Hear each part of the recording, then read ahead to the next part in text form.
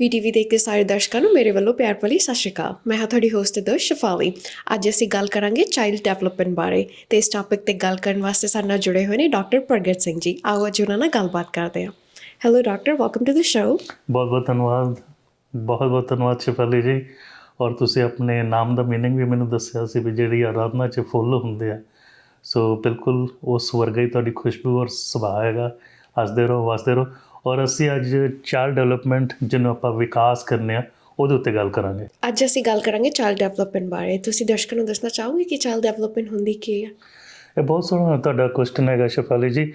ਬੱਚਾ ਜਦੋਂ ਪੈਦਾ ਹੁੰਦਾ, ਤੁਹਾਨੂੰ ਪਤਾ ਵੀ ਉਹਦੀ ਕੰਪਲੀਟ ਕੇਅਰ ਅਸੀਂ ਕਰਦੇ ਹਾਂ ਅਤੇ ਹੌਲੀ ਹੌਲੀ ਉਹਦੇ ਵਿੱਚ ਵਿਕਾਸ ਜਿਹਨੂੰ ਆਪਾਂ ਡਿਵੈਲਪਮੈਂਟ ਕਹਿੰਦੇ ਹਾਂ, ਉਹਦੀਆਂ ਮਲਟੀਪਲ ਪਰਤਾਂ ਹੁੰਦੀਆਂ। ਇੱਕ ਹੁੰਦਾ ਮੋਟਰ ਡਿਵੈਲਪਮੈਂਟ, ਵੀ ਸਾਡੇ ਮਸਲਸ ਜਿਹੜੇ ਹੈਗੇ ਉਹ ਕਿੱਦਾਂ ਡਿਵੈਲਪ ਹੋ ਰਹੇ ਆ। ਸੋ ਉਹਦੇ ਮੈਂ ਤੁਹਾਨੂੰ ਦੱਸਣਾ ਚਾਹੁੰਦਾ, ਕਰੀਬਨ 4-5 ਮਹੀਨੇ ਦਾ ਬੱਚਾ ਸਿੱਧਾ ਪੁੱਠਾ ਹੋਣਾ ਸ਼ੁਰੂ ਹੋ ਜਾਂਦਾ। ਕਰੀਬਨ 7-9 ਮਹੀਨੇ ਦਾ ਬੱਚਾ ਬਹਿਣਾ ਸ਼ੁਰੂ ਹੋ ਜਾਂਦਾ। ਕਰੀਬਨ ਸਾਲ, ਸਵਾ ਸਾਲ ਦਾ ਬੱਚਾ ਜਿਹੜਾ ਹੈਗਾ ਉਹ ਚੱਲਣਾ ਸ਼ੁਰੂ ਹੋ ਜਾਂਦਾ। ਉਹਦੇ ਬਾਅਦ ਫਿਰ ਦੌੜਨਾ, ਪੌੜੀਆਂ ਦੇ ਉੱਪਰ ਥੱਲੇ ਚੱਲਣਾ। 3 ਸਾਲ 'ਚ ਬੜਾ ਸੌਖਾ ਟਰਾਈਸਾਈਕਲ, ਜਿਹੜੇ 3 ਪਹੀਆਂ ਵਾਲਾ ਸਾਈਕਲ ਹੁੰਦਾ, ਉਹ ਚਲਾ ਸਕਦਾ। ਉਸ ਤੋਂ ਬਾਅਦ ਫਿਰ 2 ਪਹੀਆਂ ਵਾਲੇ ਵੀ ਹੌਲੀ ਹੌਲੀ 4-5 ਸਾਲ 'ਚ ਕੋਸ਼ਿਸ਼ ਕਰਦੇ। ਇਹਨੂੰ ਕਹਿੰਦੇ ਆ ਗ੍ਰੋਸ ਮੋਟਰ, ਵੀ ਜਿਹੜੀ ਸਾਡੀ ਵੱਡੀਆਂ ਮਸਲ ਸੀ ਉਹਦਾ ਵਿਕਾਸ। ਦੂਜੀ ਹੁੰਦੀ ਫਾਈਨ ਮੋਟਰ, ਵੀ ਆਪਣੇ ਥੰਮ ਅਤੇ ਪਹਿਲੀ ਇੰਡੈਕਸ ਫਿੰਗਰ ਦੇ ਨਾਲ ਕੀ ਚੀਜ਼ ਆਪਾਂ ਫੜ ਸਕਦੇ ਹਾਂ। ਕੋਈ ਜਿੱਦਾਂ ਚੀਰੀਓਸ ਦੇ ਜਿਹੜੇ ਸੀਰੀਅਲ ਹੁੰਦੇ ਆ ਨਾ, ਉਹਨੂੰ ਪਿੰਸਰ ਗ੍ਰਾਫਸ ਕਹਿੰਦੇ ਆਪਾਂ ਅੰਗਰੇਜ਼ੀ 'ਚ। ਵੀ ਉਹ ਕਿਉਂਕਿ ਉਹ ਫਾਈਨ ਮੋਟਰ ਵੀ ਇੰਪੋਰਟੈਂਟ ਹੈ। ਕੀ ਦੁੱਧ ਦੀ ਬੋਤਲ ਫੜ ਪਾਊਗਾ, ਕੀ ਉਹ ਸਪੂਨ ਫੜ ਪਾਊਗਾ, ਇਹ ਸਾਰੀਆਂ ਚੀਜ਼ਾਂ ਸਾਨੂੰ ਵਾਚ ਕਰਨੀਆਂ ਪੈਂਦੀਆਂ। ਔਰ ਹੈਂਡ ਆਈ ਕੋਆਰਡੀਨੇਸ਼ਨ ਦੇਖਣਾ ਪੈਂਦਾ, ਵੀ ਮੂੰਹ 'ਚ ਠੀਕ ਤਰ੍ਹਾਂ ਪਾ ਸਕਦਾ ਕਿ ਸਪਿਲ ਹੁੰਦਾ। ਦੂਜਾ ਐਸਪੈਕਟ ਹੁੰਦਾ ਡਿਵੈਲਪਮੈਂਟ ਦਾ, ਜਿਹਦੇ ਵਿੱਚ ਆਪਾਂ ਕਹਿੰਦੇ ਹਾਂ ਬੋਲੀ, ਜਿਹੜੀ ਸਾਡੀ ਬੜੀ ਇੰਪੋਰਟੈਂਟ ਹੈ। ਵੱਖ-ਵੱਖ ਕਲਚਰ, ਵੱਖ-ਵੱਖ ਮਜ਼ਹਬ ਅਲੱਗ ਅਲੱਗ ਬੋਲੀ ਬੋਲਦੇ ਆ। ਸਾਡੀ ਮਾਂ ਬੋਲੀ ਪੰਜਾਬੀ ਹੈਗੀ ਆ। ਸੋ ਸਾਡੇ ਘਰਾਂ ਦੇ ਵਿੱਚ ਅਗਰ ਬਜ਼ੁਰਗ ਹੋਣ, ਭਾਵੇਂ ਪੈਰੈਂਟਸ ਹੋਣ, ਤਾਂ ਪੰਜਾਬੀ ਦਾ ਕਾਫੀ ਬੋਲਬਾਲਾ ਹੁੰਦਾ। ਸੋ ਬੋਲੀ 'ਚ ਨਾ ਬੱਚਾ ਕਰੀਬਨ 4-6 ਮਹੀਨੇ 'ਚ ਨਾ ਤੁਹਾਨੂੰ ਅਟੈਂਸ਼ਨ ਦੇਣਾ ਸ਼ੁਰੂ ਕਰ ਦਿੰਦਾ, ਅਤੇ ਕੂਇੰਗ ਮਤਲਬ ਤੁਹਾਡੇ ਨਾਲ ਹੰਗਾਰੇ ਭਰਨੇ ਸ਼ੁਰੂ ਕਰ ਦਿੰਦਾ। ਸੋ ਕਰੀਬਨ 9-10 ਮਹੀਨੇ 'ਚ ਕੁਛ ਇੱਕ ਅਲਫਾਜ਼ ਵੀ ਸ਼ੁਰੂ ਹੋ ਜਾਂਦੇ, ਮੰਮਾ, ਬਾਬਾ, ਡਾਡਾ। ਫਿਰ ਹੌਲੀ ਹੌਲੀ ਬੋਲੀ ਵੱਧਦੀ ਜਾਂਦੀ। ਕਰੀਬਨ 18 ਮਹੀਨੇ 'ਚ ਜਾ ਕੇ ਕਰੀਬਨ 20 ਦੇ ਲਾਗੇ ਚਾਗੇ ਅਲਫਾਜ਼ ਹੋ ਜਾਂਦੇ ਆ। 2 ਸਾਲ ਦੇ ਲਾਗੇ ਚਾਗੇ ਐਵਰੇਜ ਬੱਚੇ ਦੇ 30 ਤੋਂ 50 ਲਫ਼ਜ਼ ਹੁੰਦੇ ਆ। ਉਹਦੇ ਬਾਅਦ ਫਿਰ ਸੈਂਟੈਂਸਿਸ ਬੱਚਾ ਬਣਾਉਂਦਾ। ਉਹਦੇ ਨਾਲ ਨਾਲ ਫਿਰ ਉਹ ਅੰਡਰਸਟੈਂਡਿੰਗ ਉਹਦੀ ਵੱਧਦੀ ਹੈ, ਤੁਹਾਡਾ ਕਮਿਊਨੀਕੇਸ਼ਨ ਜਿਹੜੇ ਉਹਦੇ ਸਕਿੱਲਸ ਵੱਧਦੇ ਆ। ਹੁਣ ਸਮਝੋ ਕੋਈ 2 ਸਾਲ ਦਾ ਬੱਚਾ ਹੈ, ਉਹਦੇ 30 ਦੀ ਜਗ੍ਹਾ 25 ਅਲਫਾਜ਼ ਹੈਗੇ, ਅਤੇ ਪੈਨਿਕ ਕਰਨ ਦੀ ਲੋੜ ਨਹੀਂ ਹੈ ਵੀ ਆਪਾਂ ਹੁਣ 30 ਹੋਣੇ ਸੀ। ਇਹ ਸਾਰੇ ਨਾ ਰਫ ਗਾਈਡਲਾਈਨਸ ਹੁੰਦੇ ਆ। ਅਗਰ ਬੱਚਾ ਹੌਲੀ ਹੌਲੀ ਵੱਧ ਰਿਹਾ, ਸਟੇਸ਼ਨਰੀ ਨਹੀਂ ਹੈ, ਵੀ ਇਜ਼ਾਫਾ ਹੋ ਰਿਹਾ, ਭਾਵੇਂ ਮਹੀਨੇ ਬਾਅਦ ਹੋ ਰਿਹਾ, ਕੁਛ ਲਫ਼ਜ਼ ਆ ਰਹੇ ਆ, ਅਤੇ ਠੀਕ ਹੈ। ਬੱਚਿਆਂ ਨੂੰ ਨਾ ਮਾਹੌਲ ਚਾਹੀਦਾ ਹੁੰਦਾ। ਹੁਣ ਪੰਗਾ ਇਹ ਪਿਆ, ਪਿਛਲੇ 2 ਸਾਲ 'ਚ ਬਹੁਤ ਬੱਚੇ ਜਿਹੜੇ ਹੈਗੇ ਬਿਲਕੁਲ ਬਾਹਰ ਜਾ ਨਹੀਂ ਸਕੇ, ਬੱਚਿਆਂ ਦੇ ਨਾਲ ਇੰਟਰੈਕਟ ਨਹੀਂ ਕਰ ਸਕੇ। ਜਿਹੜੀ ਬੋਲੀ ਆ ਇੰਟਰੈਕਸ਼ਨ ਦੇ ਨਾਲ ਬਣਦੀ ਹੈ, ਖਾਸ ਕਰਕੇ ਹਮ ਉਮਰ ਦੇ ਨਾਲ। ਜਿਹੜਾ 2-3 ਸਾਲ ਦਾ ਬੱਚਾ, ਉਹ ਆਪਣੇ 2-3 ਸਾਲ ਬੱਚੇ ਦੇ ਨਾਲ ਇੰਟਰੈਕਟ ਕਰਕੇ ਸਿੱਖਦਾ, ਬੋਲਦਾ, ਕੋਸ਼ਿਸ਼ ਕਰਦਾ। ਸੋ ਜਿੱਦਾਂ ਨਹੀਂ ਆਪਾਂ ਕਹਿੰਦੇ ਖਰਬੂਜੇ ਨੂੰ ਦੇਖ ਕੇ ਰੰਗ ਬਦਲਦਾ, ਉੱਦਾਂ ਹੀ ਬੱਚਾ ਬੱਚੇ ਨੂੰ ਦੇਖ ਕੇ ਸਿੱਖਦਾ, ਇਮੀਟੇਟ ਕਰਦਾ ਬੋਲੀ। ਅਤੇ ਤੀਜਾ ਹੁੰਦਾ ਸੋਸ਼ਲ ਡਿਵੈਲਪਮੈਂਟ। ਸੋਸ਼ਲ ਡਿਵੈਲਪਮੈਂਟ 'ਚ ਇਹ ਹੁੰਦਾ ਵੀ ਕੀ ਬੱਚਾ ਆਪਣੇ ਮਾਂ ਬਾਪ ਨੂੰ ਰਿਕਗਨਾਈਜ਼ ਕਰ ਪਾ ਰਿਹਾ ਕਿ ਨਹੀਂ ਕਰ ਪਾ ਰਿਹਾ, ਕਿ ਬੱਚਾ ਸਟਰੇਂਜਰ ਦਾ ਉਹਨੂੰ ਪਤਾ ਹੈ ਕਿ ਨਹੀਂ ਪਤਾ। ਇੱਕ ਹੁੰਦੀ ਸਟਰੇਂਜਰ ਐਂਗਜ਼ਾਇਟੀ। ਸਟਰੇਂਜਰ ਐਂਗਜ਼ਾਇਟੀ ਡਿਵੈਲਪ ਹੋ ਜਾਂਦੀ ਕਰੀਬਨ 8-9 ਮਹੀਨੇ 'ਚ, ਅਤੇ ਕਰੀਬਨ 1.5-2 ਸਾਲ ਤੱਕ ਰਹਿੰਦੀ ਹੈ। ਜਿੱਦਾਂ ਹੁਣ ਮੈਂ ਡਾਕਟਰ ਹੈਗਾ, ਬੱਚੇ ਨੂੰ ਉਸ ਉਮਰ ਦੇ ਲੈ ਕੇ ਆਏ, ਅਤੇ ਮੈਨੂੰ ਬੱਚਾ ਚੈੱਕ ਕਰਨ ਨਹੀਂ ਦਿੰਦਾ। ਬੱਚੇ ਨੂੰ ਪਤਾ ਮੈਂ ਉੱਪਰਲਾ ਹੈਗਾ ਬੰਦਾ, ਵੀ ਮੈਂ ਪੈਰੈਂਟ ਨਹੀਂ ਹੈਗਾ। ਉਹੀ ਬੱਚਾ 2-2.5 ਸਾਲ 'ਚ ਮੇਰੇ ਨਾਲ ਖੇਡਣ ਲੱਗ ਪੈਂਦਾ ਹੈ ਨਾ। ਸੋ ਉਹਦਾ ਜਿਹੜਾ ਡਰ ਹੈ, ਉਹਦਾ ਖੌਫ ਹੈ, ਉਹਦੀ ਐਂਗਜ਼ਾਇਟੀ ਆ, ਸਟਰੇਂਜਰ ਐਂਗਜ਼ਾਇਟੀ, ਉਹ ਖਤਮ ਹੋ ਜਾਂਦੀ ਹੈ। ਹੁਣ ਇਹ ਜਿਹੜੇ ਹੈਗੇ ਆ ਰਫ ਗਾਈਡਲਾਈਨਸ ਸਾਨੂੰ ਇਸ ਲਈ ਇੰਪੋਰਟੈਂਟ ਹੈਗੇ ਆ, ਕਿਉਂਕਿ ਸਾਰਾ ਜਿਹੜਾ ਵਿਕਾਸ ਹੈ ਉਹ ਬ੍ਰੇਨ ਤੋਂ ਚੱਲਦਾ।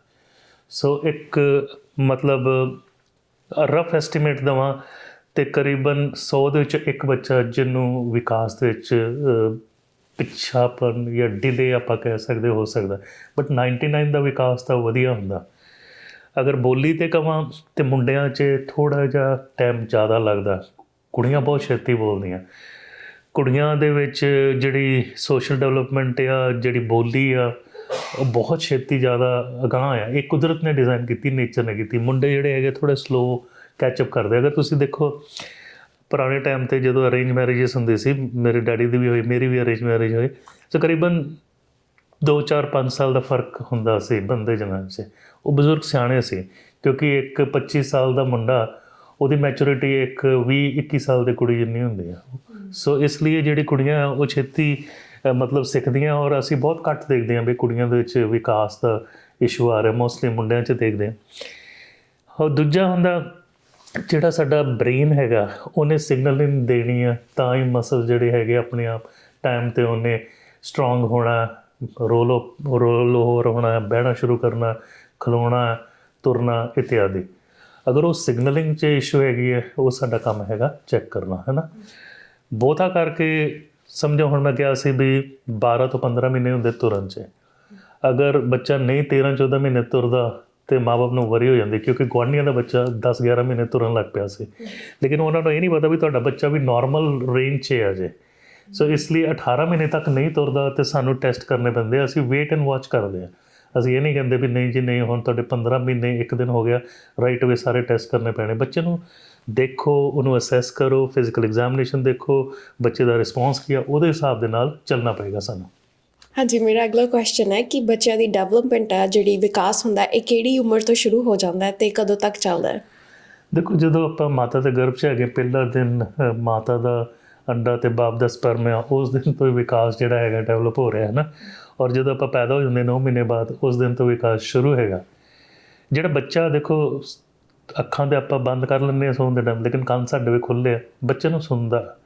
ਸੋ ਜਿਹੜੀ ਬੋਲੀ ਜਿਹੜੀ ਹੈਗੀ ਆ, ਉਹ ਬਹੁਤ ਇੰਪੋਰਟੈਂਟ ਹੈਗੀ ਆ ਵੀ ਆਪਾਂ ਉਹਦੇ ਨਾਲ ਇੰਟਰੈਕਸ਼ਨ ਕਰੀਏ ਡੇ 1 ਤੋਂ ਹੀ। ਮੈਨੂੰ ਪਤਾ ਇਸਲਾਮ ਦੇ ਵਿੱਚ ਇੱਕ ਨਾ ਪ੍ਰਥਾ ਹੈਗੀ ਆ ਵੀ ਉਹ ਰੋਲ ਅਪ ਕਰਕੇ ਕੰਨ ਦੇ ਵਿੱਚ ਆਪਣੇ ਮੰਤਰ ਜੋ ਵੀ ਇਸਲਾਮਿਕ ਹੈਗਾ ਉਹ ਬੋਲਦੇ ਆ, ਅੱਲਾਹੂ ਜਾਂ ਜੋ ਵੀ ਹੈ ਨਾ। ਸਾਡੇ ਵਿੱਚ ਵੀ ਕਈ ਕਲਚਰਸ 'ਚ ਹੈਗਾ ਵੀ ਮੂਲ ਮੰਤਰ ਪੜ੍ਹਨਾ, ਗਾਇਤਰੀ ਮੰਤਰ ਪੜ੍ਹਨਾ ਵਗੈਰਾ। ਇਹ ਸਾਰੀਆਂ ਚੰਗੀਆਂ ਚੀਜ਼ਾਂ, ਕਿਉਂਕਿ ਸ਼ੁਰੂਆਤ ਹੀ ਅਗਰ ਤੁਹਾਡੀ ਸਪਿਰਿਚੁਅਲਿਟੀ 'ਤੇ ਹੋਏ ਤਾਂ ਉਹ ਬੱਚਾ ਸਟਰੋਂਗ ਰਹਿੰਦਾ। ਔਰ ਦਿਨ ਬ ਦਿਨ ਉਹਦਾ ਵਿਕਾਸ ਹੁੰਦਾ ਜਾਂਦਾ। ਦਿਨ ਬ ਦਿਨ ਦੇਖੋ ਸਰੀਰ ਵੀ ਵੱਧਦਾ ਹੀ ਹੈ। ਹੁਣ ਗਰੋਥ ਦੀ ਗੱਲ ਕਰ ਲਈਏ, ਐਵਰੇਜ ਇੱਕ ਬੱਚਾ ਜਦੋਂ ਪੈਦਾ ਹੋਇਆ ਕਰੀਬਨ 20 ਤੋਂ 30 ਗ੍ਰਾਮ ਉਹਨੇ ਗੇਨ ਕਰੀ ਜਾਣਾ ਆਉਣ ਵਾਲੇ 3 ਮਹੀਨੇ 'ਚ। ਸੋ ਸਰੀਰ ਵੀ ਵੱਧਦਾ ਜਾ ਰਿਹਾ, ਨਾਲ ਵਿਕਾਸ ਵੀ ਹੁੰਦਾ ਜਾ ਰਿਹਾ। ਸੋ ਇਹ ਦਰ ਬਰ ਦਰ ਇਹ ਕੁਦਰਤ ਤੁਹਾਨੂੰ ਕ੍ਰੀਏਟ ਕਰਦਾ ਵੀ ਇੱਕ ਤੁਸੀਂ ਬਿਲਕੁਲ ਹੱਥਾਂ ਦੇ ਵਿੱਚ ਸੀ, ਤੁਹਾਨੂੰ ਮਾਂ ਆਪਣਾ ਦੁੱਧ ਦੇ ਰਹੀ ਸੀ ਜਾਂ ਬੋਟਲ ਦਾ ਦੁੱਧ ਮਿਲ ਰਿਹਾ ਸੀ, ਉਸ ਤੋਂ ਹੁਣ ਤੁਹਾਨੂੰ ਅਸੀਂ ਅਗਾਂਹ ਲੈ ਕੇ ਜਾਣਾ ਵੀ ਤੁਹਾਡੀ ਲਾਈਫ ਇੰਡੀਪੈਂਡੈਂਟ ਹੋਵੇ, ਤਾਂ ਕਿ ਤੁਸੀਂ ਤੁਰ ਸਕੋ, ਦੌੜ ਸਕੋ, ਬੋਲ ਸਕੋ, ਕਮਿਊਨੀਕੇਟ ਕਰ ਸਕੋ, ਆਪਣੇ ਸਾਰੇ ਕੰਮ ਕਰ ਸਕੋ। ਇਹ ਇਸ ਲਈ ਇੰਪੋਰਟੈਂਟ ਹੈਗਾ ਵੀ ਇਹ ਮੁੱਢਲੇ ਦਿਨ ਹੈਗੇ ਆ ਬੱਚੇ ਦਾ, ਇਹ ਫਾਊਂਡੇਸ਼ਨ ਦਾ ਟਾਈਮ ਆ, ਨੀਂਹ ਪੱਥਰ ਜਿਹਨੂੰ ਆਪਾਂ ਕਹਿੰਦੇ ਹਾਂ। ਜਦੋਂ ਹੁਣ ਆਹ ਬਿਲਡਿੰਗ ਦੀ ਉਸਾਰੀ ਹੈ, ਇਹਦੇ ਥੱਲੇ ਫਾਊਂਡੇਸ਼ਨ ਹੈਗਾ, ਉਹਦੇ ਕਰਕੇ ਇਹ ਬਿਲਡਿੰਗ ਖਲੋਤੀ ਹੋਈ ਹੈ ਨਾ। ਅਗਰ ਫਾਊਂਡੇਸ਼ਨ ਨਾ ਹੋਏ ਤਾਂ ਮਾੜੀ ਹਵਾ ਹੈ ਤਾਂ ਬਿਲਡਿੰਗ ਤਾਂ ਉੱਡ ਜਾਊਗੀ, ਹੈ ਨਾ। ਸੋ ਜਿਹੜੇ ਵੀ ਮੁੱਢਲੇ ਸਾਲ ਹੈਗੇ ਆ ਉਹ ਬੱਚੇ ਦੇ ਫਾਊਂਡੇਸ਼ਨ ਹੀ ਹੈਗਾ। ਸੋ ਇਸ ਲਈ ਬਹੁਤ ਪੁਰਾਣੇ ਟਾਈਮ 'ਤੇ ਨਾ ਲੇਡੀਜ਼ ਨੂੰ 12 ਹਫ਼ਤੇ ਦੀ ਮੈਟਰਨਿਟੀ ਲੀਵ ਮਿਲਦੀ ਸੀ, ਫਿਰ 20 ਹਫ਼ਤੇ ਦੀ ਹੋਈ, ਫਿਰ ਸਾਲ ਦੀ, ਹੁਣ 1.5 ਸਾਲ ਦੀ। ਜਿਹੜੇ ਸਕੈਂਡੀਨੇਵੀਅਨ ਕੰਟਰੀਜ਼ ਹੈਗੇ ਆ, ਖਾਸ ਕਰਕੇ ਨੋਰਵੇਜੀਅਨ, ਡੈਨਮਾਰਕ, ਸਪੇਨ, ਸਵਿਟਜ਼ਰਲੈਂਡ, ਇਹ ਸਾਰਿਆਂ ਦੇ 3-3 ਸਾਲ ਦੀ ਮੈਟਰਨਿਟੀ ਲੀਵ ਮਿਲਦੀ ਹੈ, ਕਿਉਂਕਿ ਬੱਚੇ ਦਾ ਬਹੁਤ ਸਾਰਾ ਵਿਕਾਸ ਉਸ ਟਾਈਮ 'ਤੇ ਹੋ ਰਿਹਾ ਹੁੰਦਾ।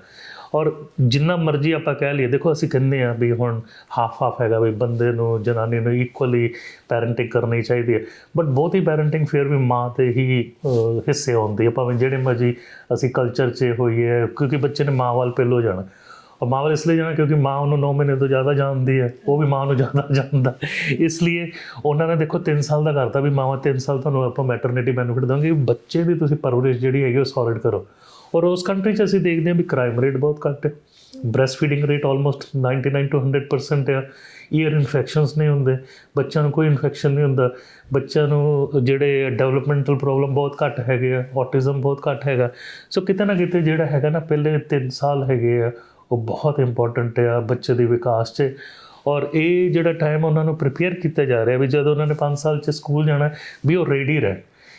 ਅਗਰ ਆਪਾਂ ਰੈਡੀ ਨਹੀਂ ਆ ਤਾਂ ਫਿਰ ਸਕੂਲ ਟੀਚਰਾਂ ਦੀ ਕੰਪਲੇਨ ਆਊਗੀ ਵੀ ਇਹ ਬਹਿ ਨਹੀਂ ਸਕਦਾ, ਇਹ ਧਿਆਨ ਨਹੀਂ ਦਿੰਦਾ, ਇਹ ਪੈਨਸਿਲ ਨਹੀਂ ਫੜ ਸਕਦਾ, ਸੀਜ਼ਰ ਦੇ ਨਾਲ ਕੱਟ ਨਹੀਂ ਸਕਦਾ, ਕਰਾਫਟ ਦੇ ਵਿੱਚ ਕੰਮ ਨਹੀਂ ਹੈਗਾ। ਸੋ ਸਾਰੀਆਂ ਚੀਜ਼ਾਂ ਸਾਨੂੰ ਪਹਿਲਾਂ ਹੀ ਬੱਚਿਆਂ ਨੂੰ ਸਿਖਾਉਣੀਆਂ ਚਾਹੀਦੀਆਂ। ਔਰ ਇਹਦੇ ਵਿੱਚ ਫਿਰ ਪੈਰੈਂਟਿੰਗ ਬੜੀ ਇੰਪੋਰਟੈਂਟ ਹੈਗੀ ਹੈ। ਅਸੀਂ ਬੜੇ ਲੱਕੀ ਹਾਂ ਵੀ ਸਾਡੇ ਘਰ ਦੇ ਵਿੱਚ ਬਜ਼ੁਰਗ ਵੀ ਹੈਗੇ, ਉਹਨਾਂ ਦੀ ਇਨਪੁਟ ਵੀ ਲੈਣੀ ਚਾਹੀਦੀ। ਜਿੰਨਾ ਬੱਚਾ ਇੰਟਰੈਕਟ ਕਰੂਗਾ ਨਾ, ਉਨਾ ਬੱਚੇ ਦਾ ਵਿਕਾਸ ਵਧੀਆ ਹੋਊਗਾ, ਉਨੇ ਬੱਚੇ ਦਾ ਮਾਈਂਡ ਹੋਰ ਸ਼ਾਰਪ ਹੋਊਗਾ। ਇੱਕ ਨਾ ਆਥਰ ਹੈ, ਉਹਨੇ ਤੁਸੀਂ ਬੁੱਕ ਲਿਖੀ, ਉਹਦਾ ਨਾਂ ਹੈ it takes a whole village to raise a child. ਵੀ ਇੱਕ ਬੱਚੇ ਦੀ ਮੁਕੰਮਲ ਪਰਵਰਿਸ਼ ਦੇ ਲਈ ਪੂਰੇ ਪਿੰਡ ਦੀ ਜ਼ਰੂਰਤ ਆ, ਹਰ ਇੱਕ ਵਿਅਕਤੀ ਨਾਲ ਉਹਦੀ ਇੰਟਰੈਕਸ਼ਨ ਦੀ ਜ਼ਰੂਰਤ ਆ। ਔਰ ਜਿੰਨਾ ਇੰਟਰੈਕਟ ਕਰੂਗਾ ਉਹਨੇ ਨਿਊ ਆਈਡੀਆਜ਼ ਉਹਦੇ ਡਿਵੈਲਪ ਹੋਣਗੇ, ਉਹਨਾਂ ਨਿਊ ਉਹਨੂੰ ਐਕਸਪੀਰੀਅੰਸਿਸ ਹੋਣਗੇ। ਔਰ ਇਹ ਸਾਡੇ ਜਿਹੜੇ ਨਿਊਰੋਨਸ ਹੈਗੇ ਆ ਨਾ, ਉਹ ਫਾਰਮ ਹੋ ਰਹੇ ਹੁੰਦੇ ਆ, ਉਹਨਾਂ ਦਾ ਪਾਥਵੇਜ਼ ਬਣ ਰਿਹਾ ਹੁੰਦਾ, ਉਹਨਾਂ ਦੇ ਕਨੈਕਸ਼ਨਸ ਬਣ ਰਹੇ ਹੁੰਦੇ ਆ, ਉਹਨਾਂ ਦੀ ਮੈਮਰੀਜ਼ ਬਣ ਰਹੀ ਹੁੰਦੀਆਂ। ਉਹ ਬਹੁਤ ਜ਼ਰੂਰੀ ਆ ਬੱਚੇ ਦੇ ਫਿਊਚਰ ਵਾਸਤੇ। Thank you doctor. ਮੇਰਾ ਅਗਲਾ ਕੁਐਸਚਨ ਆ, ਜਿੱਦਾਂ ਆਪਾਂ ਪੈਰੈਂਟਿੰਗ ਦੀ ਗੱਲ ਕਰ ਰਹੇ ਸੀਗੇ, ਪੇਰੈਂਟਸ ਦਾ ਕੀ ਰੋਲ ਹੁੰਦਾ ਹੈ ਕਿ ਬੱਚੇ ਦੀ ਡਿਵੈਲਪਮੈਂਟ ਸਹੀ ਹੋਵੇ ਤੇ ਪੂਰੀ ਟਰੈਕ 'ਤੇ ਹੋਵੇ? ਦੇਖੋ, ਇਮੋਸ਼ਨਲ ਟਾਈਮ ਬੱਚੇ ਨੂੰ ਦੇਣਾ ਚਾਹੀਦਾ। ਬੱਚੇ ਦੇ ਜਿਹੜੇ ਕਿਊਜ਼ ਹੈਗੇ ਆ, ਬੱਚਾ ਜਦੋਂ ਮਤਲਬ ਰੋਂਦਾ ਉਹਨੂੰ ਕੰਸੋਲ ਕਰਨਾ, ਚੁੱਕਣਾ, ਗਲਵੱਕੜੀ 'ਚ ਲੈਣਾ, ਰਬ ਕਰਨਾ। ਜਿਹੜਾ ਚਮੜਾ ਸਭ ਤੋਂ ਵੱਡਾ ਆਰਗਨ ਹੈਗਾ ਸਾਡੇ ਬੋਡੀ ਦਾ, ਸੋ ਜਦੋਂ ਸਕਿਨ ਤੋਂ ਸਕਿਨ ਟੱਚ ਹੁੰਦਾ, ਬੋਡੀ ਦੇ ਵਿੱਚ ਅੱਛੇ ਹਾਰਮੋਨਸ ਪੈਦਾ ਹੁੰਦੇ ਅਤੇ ਸਟ੍ਰੈਸ ਹਾਰਮੋਨਸ ਦੀ ਲੈਵਲ ਘਟਦੀ ਹੈ, ਜਿੱਦਾਂ ਸੈਰੋਟੋਨਿਨ ਪੈਦਾ ਹੁੰਦਾ, ਡੋਪਾਮਾਈਨ ਪੈਦਾ ਹੁੰਦਾ। ਡੋਪਾਮਾਈਨ ਦੇ ਨਾਲ ਬੌਂਡਿੰਗ ਹੁੰਦੀ ਹੈ, ਸੈਰੋਟੋਨਿਨ ਦੇ ਨਾਲ ਖੁਸ਼ੀ ਮਿਲਦੀ ਹੈ। ਔਰ ਜਿਹੜੇ ਐਡਰੀਨਲਿਨ, ਨੌਰ ਐਡਰੀਨਲ ਲੈਵਲ ਉਹਨਾਂ ਦਾ ਘਟ ਜਾਂਦਾ, ਤਾਂ ਫਿਰ ਮਤਲਬ ਚਿੰਤਾ, ਡਰ, ਭਟਕਣਾ ਘਟ ਜਾਂਦਾ, ਬੱਚਾ ਹੋਰ ਜ਼ਿਆਦਾ ਸਟਰੋਂਗ ਹੋ ਜਾਂਦਾ, ਸ਼ੇਰ ਹੋ ਜਾਂਦਾ, ਬਲਵਾਨ ਹੋ ਜਾਂਦਾ। ਦੂਜਾ, ਉਹਨਾਂ ਦੇ ਨਾਲ ਖੇਡਣਾ ਚਾਹੀਦਾ, ਪਲੇ ਇੰਪੋਰਟੈਂਟ ਹੈਗਾ। ਕਈ ਵਾਰ ਬੱਚੇ ਨੂੰ ਤੁਹਾਨੂੰ ਸਮਝਾਉਣਾ ਨਹੀਂ ਪੈਂਦਾ ਵੀ ਤੂੰ ਇਹ ਕਰ, ਉਹ ਕਰ, ਤੁਸੀਂ ਜੋ ਕਰੀ ਜਾਓਗੇ ਬੱਚੇ ਨੇ ਤੁਹਾਨੂੰ ਕਾਪੀ ਕਰੀ ਜਾਣਾ। ਤੁਸੀਂ ਉਹਨਾਂ ਦੇ ਹੀਰੋ ਜਾਂ ਹੀਰੋਇਨ ਆ। ਬੱਚੇ ਨੂੰ ਨਹੀਂ ਪਤਾ ਵੀ ਤਸਵੀਰ ਦੇ ਉੱਤੇ ਸ਼ਾਹਰੁਖ ਖਾਨ ਜਾਂ ਦੀਪਿਕਾ ਪਾਦੂਕੋਣ, ਉਹਨੂੰ ਪਤਾ ਹੀ ਨਹੀਂ। ਉਹਦੇ ਲਈ ਤੁਸੀਂ ਉਹਨਾਂ ਦੇ ਹੀਰੋ ਜਾਂ ਹੀਰੋਇਨ ਹੈ। ਜੋ ਤੁਸੀਂ ਕਰੋਗੇ ਉਹਨੇ ਤੁਹਾਨੂੰ ਫੋਲੋ ਕਰੀ ਜਾਣਾ। ਸੋ ਘਰ ਦੇ ਵਿੱਚ ਸੱਚ ਬੋਲੋ, ਇਕੱਠੇ ਖਾਣਾ ਖਾਓ। ਮਾਂ ਦੀ ਰਿਸਪੈਕਟ, ਬੱਚੇ ਦੀ ਮਾਂ ਦੀ ਰਿਸਪੈਕਟ ਬਹੁਤ ਜ਼ਰੂਰੀ ਆ। ਉਹ ਬੱਚਾ ਦੇਖ ਰਿਹਾ। ਸੋ ਬਾਪ ਦਾ ਬਹੁਤ ਵੱਡਾ ਫੰਕਸ਼ਨ ਹੈ। ਕਈ ਵਾਰ ਸਾਡੇ ਫੈਮਿਲੀ 'ਚ ਮੈਂ ਦੇਖਦਾ, ਜਦੋਂ 2-4 ਗਲਾਸੀਆਂ ਲੱਗ ਜਾਂਦੀਆਂ ਉਦੋਂ ਕਾਫੀ ਕੁਛ ਆਊਟ ਆਫ ਕੰਟਰੋਲ ਚਲਾ ਜਾਂਦਾ। ਔਰ ਬਹੁਤ ਜ਼ਿਆਦਾ ਲੋਕ ਇਸ ਟਰਬਲ ਦੇ ਵਿੱਚ ਹੈਗੇ ਆ ਵੀ ਅਲਕੋਹਲ ਦੇ ਨਾਲ ਉਹਨਾਂ ਦਾ ਬਿਹੇਵੀਅਰ ਆਊਟ ਆਫ ਕੰਟਰੋਲ ਹੁੰਦਾ। ਲੇਕਿਨ ਜਿਹੜਾ ਬੱਚਾ ਉਹਦੀ ਮਾਂ ਨੂੰ ਇੱਜ਼ਤ ਜਿੰਨੀ ਬਣਦੀ ਉਸ ਤੋਂ ਵੀ ਜ਼ਿਆਦਾ ਦਿਓ, ਤੁਹਾਡਾ ਬੱਚਾ ਹੋਰ ਸਟਰੋਂਗ ਹੋ ਜਾਊਗਾ, ਉਹਦੀ ਸਿਕਿਉਰਿਟੀ ਹੋਰ ਵੱਧ ਜਾਊਗੀ, ਇਨਸਿਕਿਉਰਿਟੀ ਨਹੀਂ ਹੋਊਗੀ। ਔਰ ਦੇਖੋ, ਅਸੀਂ ਵੈਂਕੂਵਰ 'ਚ ਰਹਿ ਰਹੇ ਹਾਂ ਜਿੱਥੇ 4 ਮੌਸਮ ਮੁਕੰਮਲ ਹੁੰਦੇ ਆ। ਹੁਣ ਅਸੀਂ ਫਰਵਰੀ ਦੇ ਮਿਡਲ ਦੇ ਲਾਗੇ 'ਚ ਅੱਗੇ ਉੱਪੜ ਰਹੇ। ਅਗਲੇ ਮਹੀਨੇ ਆਫੀਸ਼ੀਅਲੀ ਸਪਰਿੰਗ ਆ, ਲੇਕਿਨ ਇੰਡੀਆ 'ਚ ਬਸੰਤ ਰੁੱਤੂ ਆਲਮੋਸਟ ਸ਼ੁਰੂ ਹੈਗਾ। ਸੋ ਜਿਹੋ ਜਿਹੇ ਮੌਸਮ ਹੈ ਉਸ ਹਿਸਾਬ ਦੇ ਆਪਾਂ ਸਪੋਰਟਸ ਵੀ ਕ੍ਰੀਏਟ ਕਰ ਸਕਦੇ। ਜਿੱਦਾਂ ਹੁਣ ਮੈਂ ਗ੍ਰੋਸ ਮਾਊਂਟਨ 'ਚ ਗਿਆ ਸੀ ਸੰਡੇ ਨੂੰ, ਤੁਸੀਂ ਹੈਰਾਨ ਹੋਵੋਗੇ, ਮੈਨੂੰ 3 ਗੰਡੋਲੇ ਬਾਅਦ ਮੇਰੀ ਵਾਰੀ ਆਈ ਵੀ ਇੰਨੇ ਨਿੱਕੇ ਨਿੱਕੇ ਬੱਚੇ ਪੈਰੈਂਟਸ ਦੇ ਨਾਲ ਉੱਤੇ ਸਨੋਬੋਰਡਿੰਗ, ਸਕੀਇੰਗ ਕਰਨ ਵਾਸਤੇ ਜਾ ਰਹੇ ਸੀ। ਸੋ ਸਾਰੀਆਂ ਚੀਜ਼ਾਂ ਤੁਸੀਂ ਐਸੇ ਗਰੁੱਪ ਕਰਨੇ ਆ। ਹੁਣ ਸਮਝੋ ਸਨੋ ਮੁੱਕ ਗਈ ਅਤੇ ਉੱਤੇ ਜਾਣ ਦੀ ਲੋੜ ਨਹੀਂ, ਪਾਣੀ ਬਹੁਤ ਹੈਗਾ, ਸਵਿਮਿੰਗ ਕਰੋ, ਹੈ ਨਾ। ਮਤਲਬ ਕੰਟਰੋਲਡ ਇਸ਼ੂ 'ਚ ਟ੍ਰੇਲਸ ਹੈਗੇ, ਉੱਚੇ ਵਾਕ 'ਤੇ ਚਲੇ ਜਾਓ। ਛੋਟੇ ਛੋਟੇ ਬਾਈਸਾਈਕਲ, ਤੁਸੀਂ ਆਪਣੇ ਵੱਡੇ ਬਾਈਸਾਈਕਲ ਲੈ ਕੇ। ਸੋ ਐਸਾ ਫੈਮਿਲੀ ਯੂਨਿਟ ਜਿਹੜਾ ਹੈਗਾ ਟਾਈਮ ਸਪੈਂਡ ਕਰੋ। ਮੇਰੇ ਬੱਚੇ ਹੁਣ ਵੱਡੇ ਹੋ ਗਏ, ਅਸੀਂ ਉਹਨਾਂ ਦੇ ਨਾਲ ਨਾ ਸਾਡੇ ਕੋਲ ਹੋਂਡਾ ਓਡੀਸੀ ਵੈਨ ਹੁੰਦੀ ਸੀ ਅਤੇ ਅਸੀਂ ਰੋਡ ਟ੍ਰਿਪਸ ਕਰਦੇ ਹੁੰਦੇ ਸੀ। ਦੇਖੋ, ਉਹਨਾਂ ਨੂੰ ਅਸੀਂ ਸ਼ੂ ਵੀ ਵਧੀਆ ਲੈ ਦਿੱਤੇ, ਜੈਕਟਾਂ ਵੀ ਵਧੀਆ ਲੈ ਦਿੱਤੀਆਂ, ਖਾਣਾ ਵੀ ਵਧੀਆ ਲੈ ਦਿੱਤਾ। ਉਹਦੀ ਕੋਈ ਮੈਮਰੀ ਨਹੀਂ ਹੈਗੀ। ਮੈਮਰੀ ਹੈਗੀ ਸੀ ਜਿਹੜਾ ਟਾਈਮ ਸਪੈਂਡ ਕੀਤਾ। ਬਾਕੀ ਕੋਈ ਚੀਜ਼ ਚੇਤੇ ਨਹੀਂ ਰਹਿੰਦੀ, ਕਿ ਉਹ ਐਕਸਪੀਰੀਅੰਸ ਜਿਹੜੇ ਹੈਗੇ ਆ ਉਹ ਹਮੇਸ਼ਾ ਤੁਹਾਡੇ ਹਾਰਡ ਡਰਾਈਵ 'ਚ ਰਹਿਣਗੇ, ਤੁਹਾਡੀ ਲੌਂਗ ਟਰਮ ਮੈਮਰੀ 'ਚ ਰਹਿਣਗੇ। ਔਰ ਉਹ ਉਜਾਗਰ ਹੋਣਗੇ, ਉਸ ਤੋਂ ਸਿੱਖਣ ਨੂੰ ਮਿਲੂਗਾ। ਸੋ ਪੈਰੈਂਟਿੰਗ ਦੇਖੋ, ਲਵਸ PARENT ਆ। PA ਦੇ ਬਾਅਦ Y ਪਾਈਏ ਅਤੇ ਬਣਦਾ ਪੇ, ਅਤੇ ਉਹਦੇ ਬਾਅਦ ਰੈਂਟ। ਅਤੇ ਤੁਹਾਨੂੰ ਆਪਣਾ ਰੈਂਟ ਮੀਨਸ ਆਪਣਾ ਟਾਈਮ ਬੱਚੇ ਨੂੰ ਦੇਣਾ ਪੈਣਾ। ਮੈਂ ਹਮੇਸ਼ਾ ਕਹੂੰਗਾ, ਹੁਣ ਦੇਖੋ ਵੈਂਕੂਵਰ 'ਚ ਤਾਂ ਇਸ ਵੇਲੇ real estate market out of control ਹੈ ਨਾ, ਬਹੁਤ ਜ਼ਿਆਦਾ ਪ੍ਰਾਈਸਾਂ ਵਧ ਗਈਆਂ। ਬਹੁਤ ਸਾਰੇ ਲੋਕਾਂ ਨੇ 8-8, 10-10 ਘਰ ਵੀ ਲਿੱਤੇ ਹੋਏ ਆ। ਬਹੁਤ ਰਿਚ ਲੋਕ, ਮੇਰੇ ਫਰੈਂਡਸ ਵੀ ਰੈਂਟ 'ਚ ਦਿੱਤੇ ਹੋਏ ਆ। ਮੈਂ ਕਹਿੰਦਾ, ਘਰ ਭਾਵੇਂ ਪੁਰਾਣਾ ਲੈ ਲਓ, ਕੱਪੜੇ ਭਾਵੇਂ ਪਾਟੇ ਪਾ ਲਓ, ਕਾਰ ਭਾਵੇਂ ਪੁਰਾਣੀ ਲੈ ਲਓ, ਲੇਕਿਨ ਬੱਚਿਆਂ ਦੇ ਨਾਲ ਟਾਈਮ ਸਪੈਂਡ ਕਰੋ। ਇੱਦਾਂ ਨਾ ਹੋਵੇ ਵੀ ਤੁਸੀਂ ਇਹ ਸਾਰੀ ਚੀਜ਼ ਹੈਗੀ ਮਿੱਟੀ ਆ, ਮਿੱਟੀ ਇਕੱਠੀ ਕਰਦੇ ਰਹੋ ਅਤੇ ਬੱਚੇ ਦੀ ਪਰਵਰਿਸ਼ ਜਿਹੜੀ ਹੈਗੀ ਆ ਉਹ ਤੁਹਾਡੇ ਹੱਥੋਂ ਖੁੰਝ ਜਾਏ। ਕਿਉਂਕਿ ਇਹ ਮੁੱਢਲੇ 3 ਤੋਂ 5 ਸਾਲ ਜਿਹੜੇ ਹੈਗੇ ਆ ਵੈਰੀ ਕ੍ਰਿਟੀਕਲ ਹੈਗਾ। ਉਹਦੇ ਬਾਅਦ ਦੇਖੋ, ਸਕੂਲ ਹੈਗਾ, ਉਹਨੇ ਮੋਡੂਲੇਟ ਕਰਨਾ। ਜਦੋਂ ਸਕੂਲ ਬੱਚਾ ਜਾਂਦਾ ਉਦੋਂ 3 ਪਿਲਰਸ ਖੜ੍ਹੇ ਹੋ ਜਾਂਦੇ। ਇੱਕ ਹੈਗਾ ਪੈਰੈਂਟ, ਇੱਕ ਹੈਗਾ ਟੀਚਰ, ਇੱਕ ਹੈਗਾ ਫਰੈਂਡ। ਉਹ ਤਿੰਨੋਂ ਅਗਰ ਬੈਲੈਂਸ 'ਚ ਹੈ ਤਾਂ ਬੱਚਾ ਤੁਹਾਡਾ ਬਿਲਕੁਲ ਠੀਕ ਰਹੂਗਾ। ਭਾਵੇਂ ਉਹ ਟ੍ਰੈਡੀਸ਼ਨਲ ਸਕੂਲ ਆ, ਪਬਲਿਕ ਸਕੂਲ ਆ, ਪ੍ਰਾਈਵੇਟ ਸਕੂਲ ਆ, ਰਿਲੀਜੀਅਸ ਸਕੂਲ ਆ, ਬਟ ਇਹ 3 ਪਿਲਰ ਚਾਹੀਦੇ। ਸੋ ਉਦੋਂ ਤੁਹਾਨੂੰ ਬੱਚਿਆਂ ਦੇ ਫਰੈਂਡਸ ਔਰ ਉਹਨਾਂ ਦੀ ਫੈਮਿਲੀ ਦੀ ਨੌਲੇਜ ਵੀ ਹੋਣੀ ਚਾਹੀਦੀ। ਬੱਚਾ ਮੇਰਾ ਕਿੱਥੇ ਮੂਵ ਅਰਾਊਂਡ ਕਰਦਾ, ਟੀਚਰ ਦੇ ਨਾਲ ਸੰਪਰਕ ਹੋਣਾ ਚਾਹੀਦਾ, ਤਾਂ ਕਿ ਮਤਲਬ ਇੱਕ ਬੱਚੇ ਦੀ ਜਿਹੜੀ ਐਜੂਕੇਸ਼ਨ ਦਾ ਜਿਹੜਾ ਦੌਰ ਚੱਲ ਰਿਹਾ ਉਹ ਇੱਕਦਮ ਮੁਕੰਮਲ ਹੋਏ। ਔਰ ਜਿਉਂ ਜਿਉਂ ਬੱਚੇ ਨੇ ਵੱਡਾ ਹੋਣਾ, ਉਹਨੇ ਫਿਰ ਜਵਾਨ ਹੋਣਾ। ਜਿੱਦਾਂ ਹੁਣ ਕੁੜੀਆਂ ਹੈਗੀਆਂ ਉਹ 12-13 ਸਾਲ 'ਚ ਜਵਾਨ ਹੋਣ ਲੱਗ ਪੈਂਦੀਆਂ, ਮੁੰਡੇ 14-15 ਸਾਲ 'ਚ। ਉਦੋਂ ਬੋਡੀ ਦਾ ਫਿਰ ਵਿਕਾਸ ਔਰ ਗਰੋਥ ਹੁੰਦੀ ਹੈ। ਉਦੋਂ ਉਹਨਾਂ ਨੂੰ ਆਈਡੈਂਟੀਟੀ ਬਾਰੇ ਦੱਸਣਾ ਚਾਹੀਦਾ ਹੈ ਵੀ ਤੁਹਾਡੇ ਬੋਡੀ ਦੇ ਵਿੱਚ ਬਦਲਾਅ ਆ ਰਿਹਾ ਹੈ, ਇਹ ਕਿੱਦਾਂ ਇਹ ਨੈਚੁਰਲ ਆ, ਵੀ ਉਹਨਾਂ ਨੂੰ ਡਰ ਨਾ ਹੋਵੇ, ਖੌਫ ਨਾ ਹੋਵੇ, ਉਹਨਾਂ ਨੂੰ ਚਿੰਤਾ ਨਾ ਹੋਵੇ। ਔਰ ਐਡਲਟ ਵਾਸਤੇ ਉਹਨਾਂ ਨੂੰ ਪ੍ਰਿਪੇਅਰ ਕਰਨਾ ਤਾਂ ਕਿ ਉਹ ਆਪਣੀ ਇੰਡੀਪੈਂਡੈਂਟ ਲਾਈਫ ਜੀ ਸਕਣ। ਜਿਹੜਾ ਮਰਜ਼ੀ ਉਹਨਾਂ ਨੇ ਕੈਰੀਅਰ ਚੂਜ਼ ਕਰਨਾ, ਉਹਨਾਂ ਦੀ ਆਪਦੀ ਮਰਜ਼ੀ ਹੈ, ਬਟ ਉਹ ਅੱਛੇ ਇਨਸਾਨ ਬਣ ਸਕਣ। ਅੱਛਾ ਇਨਸਾਨ ਬਣਾਉਣਾ ਇਹ ਮਾਂ ਬਾਪ ਦਾ ਫਰਜ਼ ਹੈਗਾ। ਪੈਸਾ ਕਮਾਉਣਾ ਜਿਹੜਾ ਹੈਗਾ ਕੋਈ ਔਖੀ ਗੱਲ ਨਹੀਂ ਹੈਗੀ, ਲੇਕਿਨ ਅੱਛਾ ਇਨਸਾਨ ਬਣਾਉਣਾ ਸਭ ਤੋਂ ਔਖਾ ਕੰਮ ਹੈ। ਉਹਦੇ ਵਿੱਚ ਪੈਰੈਂਟਿੰਗ ਸਕਿੱਲ ਸਭ ਤੋਂ ਜ਼ਿਆਦਾ ਮੁਕੰਮਲ ਚਾਹੀਦੇ ਹੈ। ਥੈਂਕ ਯੂ ਡਾਕਟਰ, ਬਹੁਤ ਹੀ ਸੋਹਣੀ ਗੱਲ ਕੀਤੀ ਹੈ ਤੁਸੀਂ। ਪਰ ਜਿੱਦਾਂ ਕਿ ਆਪਾਂ ਜਾਣਦੇ ਹਾਂ ਕਿ ਅੱਜ ਕੱਲ੍ਹ ਨਿਊਟ੍ਰੀਸ਼ਨ ਵੀ ਬਹੁਤ ਇੰਪੋਰਟੈਂਟ ਆ ਕਿ ਆਪਾਂ ਕਿਹੋ ਜਿਹਾ ਖਾਣਾ ਖਾਂਦੇ ਹਾਂ, ਨਿਊਟ੍ਰੀਸ਼ਨ ਦਾ ਕੀ ਰੋਲ ਆ ਬੱਚਿਆਂ ਦੀ ਡਿਵੈਲਪਮੈਂਟ ਦੇ ਵਿੱਚ? ਬਹੁਤ ਇੰਪੋਰਟੈਂਟ ਹੈ, ਬਹੁਤ ਅੱਛਾ। ਮੈਂ ਹਮੇਸ਼ਾ ਕਹੂੰਗਾ ਵੀ ਪ੍ਰੋਸੈਸਡ ਫੂਡ ਆਪਾਂ ਨਾ ਖਾਈਏ। ਕਦੀ ਕਦਾਰ ਕਦੀ ਕੋਈ ਬਰਥਡੇ ਆ, ਦਿਨ ਤਿਉਹਾਰ ਆ ਤਾਂ ਉਹ ਠੀਕ ਆ, ਲੇਕਿਨ ਰੋਜ਼ਮਰਰਾ ਦੀ ਜ਼ਿੰਦਗੀ ਦੇ ਵਿੱਚ ਅਸੀਂ ਜਿਹੜਾ ਖੇਤਾਂ 'ਚ ਸਮਾਨ ਉਗ ਰਿਹਾ ਉਹ ਖਾਈਏ। ਮੇਰੀ ਮੁਰਾਦ ਹੈ ਸਬਜ਼ੀਆਂ ਦੀ, ਫਰੂਟ ਦੀ, ਹੋਲ ਗ੍ਰੇਨ ਦੀ। ਮਿਲਕ ਪ੍ਰੋਡਕਟ ਦੇਖੋ ਆਪਣੇ ਫੈਮਿਲੀ 'ਚ ਬਹੁਤ ਜ਼ਿਆਦਾ ਯੂਜ਼ ਹੁੰਦਾ। 500 ml ਮੀਨਸ ਅੱਧੇ ਲੀਟਰ ਤੋਂ ਜ਼ਿਆਦਾ ਲੋੜ ਨਹੀਂ ਹੈਗੀ 24 ਘੰਟੇ 'ਚ, ਜਿਹਦੇ ਵਿੱਚ ਦੁੱਧ, ਦਹੀਂ, ਚੀਜ਼, ਬਟਰ, ਪਨੀਰ, ਆਈਸਕ੍ਰੀਮ ਸਾਰੀਆਂ ਚੀਜ਼ਾਂ ਆ ਗਈਆਂ। ਅਗਰ ਤੁਸੀਂ ਦੇਖੋ ਇੱਕ ਇੰਦਰਧਨੁਸ਼ ਹੁੰਦਾ, ਰੇਨਬੋ ਹੁੰਦਾ, ਉਹਦੇ 7 ਰੰਗ ਹੁੰਦੇ ਹੈ ਨਾ, ਉਹ 'ਚ ਚਿੱਟਾ ਰੰਗ ਨਹੀਂ ਹੁੰਦਾ। ਸੋ ਮੈਦੇ ਦੀ ਵਸਤੂ ਯੂਜ਼ ਨਹੀਂ ਕਰਨੀ, ਉਹ ਚਿੱਟੀ ਹੈ। ਸ਼ੂਗਰ, ਬਾਹਰਲੀ ਚੀਨੀ ਯੂਜ਼ ਨਹੀਂ ਕਰਨੀ, ਉਹ ਚਿੱਟੀ ਹੈ। ਲੂਣ ਐਕਸੈਸ ਯੂਜ਼ ਨਹੀਂ ਕਰਨਾ, ਉਹ ਚਿੱਟਾ। ਅਤੇ ਮਿਲਕ ਪ੍ਰੋਡਕਟ ਵੀ ਚਿੱਟਾ ਹੀ ਹੈ, ਉਹ ਵੀ ਘੱਟ ਯੂਜ਼ ਕਰਨਾ। ਬੜਾ ਸਿੰਪਲ ਜਿਹਾ, ਭਾਵੇਂ ਰੰਗ ਜਿੰਨਾ ਮਰਜ਼ੀ ਦੇਈ ਜਾਓ, ਰੰਗ ਮਿਲੂਗਾ ਤੁਹਾਨੂੰ ਵੈਜੀਟੇਬਲ, ਫਰੂਟਸ, ਕਾਲੇ ਚਨੇ, ਰਾਜਮਾ, ਦਾਲ ਇਤਿਆਦਿ ਤੋਂ। ਔਰ ਪਾਣੀ ਪੀਣਾ ਚਾਹੀਦਾ। ਔਰ ਬੱਚਿਆਂ ਨੂੰ ਜਿੱਦਾਂ ਹੈਲਦੀ ਸਨੈਕਸ ਦੇਣੇ ਚਾਹੀਦੇ ਆ, ਔਰ ਉਹਨਾਂ ਨੂੰ ਲਿਮਿਟ ਨਹੀਂ ਕਰਨਾ ਚਾਹੀਦਾ ਵੀ ਜਿੰਨਾ ਉਹਨਾਂ ਨੇ ਖਾਣਾ, ਲੇਕਿਨ ਹੈਲਦੀ ਫੂਡ ਦਿਓ। ਹੁਣ ਬੜੀ ਸੌਖੀ ਜਿਹੀ ਆਪਾਂ ਗੇਮ ਖੇਡਾਂਗੇ, ਤੁਸੀਂ ਮੈਨੂੰ ਦੱਸੋਗੇ ਵੀ ਇਹ ਫੂਡ ਫੈਕਟਰੀ 'ਚੋਂ ਆਇਆ ਸੀ ਜਾਂ ਫਾਰਮ ਤੋਂ ਆਇਆ ਸੀ? ਪਾਲਕ ਫਾਰਮ ਤੋਂ, ਬਰੋਕਲੀ ਫਾਰਮ ਤੋਂ, ਅੰਗੂਰ ਫਾਰਮ ਤੋਂ, ਚਿਪਸ ਫੈਕਟਰੀ ਤੋਂ, ਜੂਸ ਫੈਕਟਰੀ ਤੋਂ, ਸੋਡਾ। ਫੈਕਟਰੀ ਤੋਂ। ਬਸ ਫੈਕਟਰੀ ਬੰਦ ਕਰਨੀ ਹੈ, ਫਾਰਮ ਕਰ ਲਿਆਉਣਾ। ਔਰ ਉਹਦੇ ਕੋਈ ਰਿਸਟ੍ਰਿਕਸ਼ਨ ਨਹੀਂ ਆ, ਜਿੰਨਾ ਮਰਜ਼ੀ ਭੁੱਖ ਲੱਗਦੀ ਹੈ ਉਹਨਾਂ ਖਾਓ। ਜਦੋਂ ਬੱਚੇ ਦਾ ਢਿੱਡ ਭਰ ਗਿਆ ਜਾਂ ਸਾਡਾ ਭਰ ਗਿਆ, ਬੱਚੇ ਨੇ ਸਟਾਪ ਕਰ ਦੇਣਾ। ਨਾਲ 1 ਘੰਟਾ ਘੱਟ ਤੋਂ ਘੱਟ ਐਕਸਰਸਾਈਜ਼ ਚਾਹੀਦੀ ਆ, ਘੱਟ ਤੋਂ ਘੱਟ ਐਵਰੀ ਡੇ। ਸੋ ਜੋ ਮਰਜ਼ੀ ਤੁਸੀਂ ਮੁਕੰਮਲ ਕਰ ਰਹੇ ਹੋ। ਵੀਕਐਂਡ 'ਚ ਜ਼ਿਆਦਾ ਹੋ ਸਕਦੀ ਹੈ, ਵੀਕਡੇ 'ਚ ਘੱਟ ਹੋ ਸਕਦੀ ਹੈ ਅਗਰ ਬਿਜ਼ੀ ਹਾਂ। ਦੂਜਾ ਜਿਹੜਾ ਨਾ ਸ਼ੂਗਰ ਜਿਹੜੀ ਆਪਾਂ ਬਹੁਤ ਜ਼ਿਆਦਾ ਇਸਤੇਮਾਲ ਕਰ ਰਹੇ ਹਾਂ, ਇਹ ਹਾਈ ਫਰਕਟੋਸ ਕੌਰਨ ਸਿਰਪ ਤੋਂ ਬਣਦੀ ਹੈ। ਮੱਕੀ ਦੇ ਵਿੱਚੋਂ ਜਿਹੜਾ ਫਰਕਟੋਸ ਹੈਗਾ ਉਸ ਤੋਂ ਬਣਦੇ ਆ। ਜਿਹੜੀ ਆਮ ਹਿੰਦੁਸਤਾਨ 'ਚ ਸ਼ੂਗਰ ਆ ਉਹ ਗੰਨੇ ਤੋਂ ਬਣਦੀ ਆ। ਇੱਥੇ ਚਕੁੰਦਰ ਜਾਂ ਬੀਟ ਆ, ਜਿਹੜਾ ਰੋਜਰਸ ਦਾ, ਉਹ ਬੀਟ ਤੋਂ ਬਣਦੀ ਹੈ। ਇੱਥੇ ਗੰਨਾ ਤਾਂ ਹੁੰਦਾ ਨਹੀਂ ਕੈਨੇਡਾ 'ਚ, ਹੈ ਨਾ। ਤੁਹਾਨੂੰ ਮੈਕਸੀਕੋ ਜਾਣਾ ਪਊਗਾ ਜਾਂ ਹਵਾਈ ਜਾਣਾ ਪਊਗਾ ਜਾਂ ਹਿੰਦੁਸਤਾਨ ਜਾਣਾ ਪਊਗਾ, ਔਰ ਉਹ ਸ਼ਿਪਮੈਂਟ 'ਚ ਬਹੁਤ ਖਰਚਾ ਹੁੰਦਾ। ਜਿਹੜਾ ਹਾਈ ਫਰਕਟੋਸ ਕੌਰਨ ਸਿਰਪ ਹੈਗਾ ਉਹ ਬਹੁਤ ਜ਼ਿਆਦਾ ਜਿਹੜੇ ਸਵੀਟ ਇੰਡਸਟਰੀ ਵਾਲੇ ਯੂਜ਼ ਕਰਦੇ, ਕੁੱਕੀਜ਼ 'ਚ, ਕੇਕਸ 'ਚ, ਪੇਸਟਰੀਜ਼ 'ਚ। ਬਟ ਉਹਦਾ ਲੌਂਗ ਟਰਮ ਇਫੈਕਟ ਇਹ ਆ ਵੀ ਉਹ ਲਿਵਰ ਨੂੰ ਵੀ ਐਂਜ਼ਾਈਮਸ ਨੂੰ ਟ੍ਰਿਗਰ ਕਰਦਾ, ਮੋਟਾਪੇ ਨੂੰ ਟ੍ਰਿਗਰ ਕਰਦਾ। ਸੋ ਆਪਾਂ ਜਿਹੜਾ ਨੈਚੁਰਲ ਸ਼ੂਗਰ ਕੰਟੇਨਿੰਗ ਚੀਜ਼ਾਂ ਹੈਗੀਆਂ, ਜਿੱਦਾਂ ਫਰੂਟਸ ਹੈਗੇ ਉਹ ਖਾਈਏ। ਜਿਹੜੀ ਨੈਚੁਰਲ ਚੀਜ਼ਾਂ 'ਚ ਸ਼ੂਗਰ ਹੈਗਾ ਉਹ ਬੋਡੀ ਨੂੰ ਇੰਨਾ ਤੰਗ ਨਹੀਂ ਕਰਦਾ ਜਿਹੜਾ ਆਪਾਂ ਬਾਹਰੋਂ ਜਿਹੜਾ ਹਾਈ ਫਰਕਟੋਸ ਕੌਰਨ ਸਿਰਪ ਜਾਂ ਚੀਨੀ ਆਪਾਂ ਖਾਂਦੇ ਹਾਂ। ਦੂਜਾ, ਜਿਵੇਂ ਜੋ ਵੀ ਤੁਸੀਂ ਘਰ ਬਣਾ ਰਹੇ ਹੋ ਉਹ ਹੀ ਬੱਚੇ ਨੂੰ ਦਿਓ। ਅਗਰ ਤੁਸੀਂ ਸਮਝੋ ਟ੍ਰੈਡੀਸ਼ਨਲ ਹਿੰਦੁਸਤਾਨੀ ਪੰਜਾਬੀ ਖਾਣਾ ਬਣਾ ਰਹੇ ਹੋ, ਜੋ ਵੀ ਹੈ ਦਾਲ, ਸਬਜ਼ੀ, ਰੋਟੀ, ਫਰੂਟ, ਜੋ ਵੀ ਹੈ, ਬੱਚੇ ਨੂੰ ਉਹਦੀ ਆਦਤ ਛੋਟੇ ਸਮੇਂ ਤੋਂ ਹੀ ਪਾਓ। ਇੱਦਾਂ ਨਹੀਂ ਵੀ ਉਹਨੂੰ ਬਾਹਰੋਂ ਖਾਣਾ ਲੈਤਾ। ਮੈਂ ਕਿਉਂਕਿ ਕਾਫੀ ਅਦਾਰੇ ਉਹਨਾਂ ਦਾ ਨਾਂ ਨਹੀਂ ਲੈਣਾ ਮੰਗਦਾ।